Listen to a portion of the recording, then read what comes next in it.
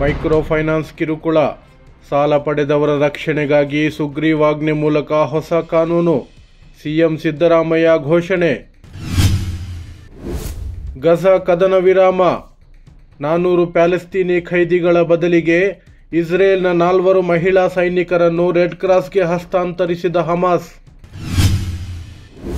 Trillion ಸುಳ್ಳುಗಳನ್ನು ಹೇಳಲು ಕೇವಲ ಬಿಜೆಪಿಗೆ ಮಾತ್ರ ಸಾಧ್ಯ. ಸಮಾಜವಾದಿ ಪಕ್ಷದ ನಾಯಕ ಅಖಿಲೇಶ್ ಯಾದವ್ ಲೇವಡಿ. ಕುಂಭಮೇಳದಲ್ಲಿ ಎಲೆಕ್ಟ್ರಿಕ್ ಶಾರ್ಟ್ ಸರ್ಕ್ಯೂಟ್, 2 ಕಾರು 18 ಟೆಂಟುಗಳು ಸುಟ್ಟು ಬೂದಿ. ಹರಿಯಾಣದಲ್ಲಿ ಬಿಎಸ್ಪಿ ನಾಯಕನ ಹತ್ಯೆ, ಬಂದೂಕುಧಾರಿ ದುಷ್ಕರ್ಮಿಗಳಿಂದ ಕೃತ್ಯ.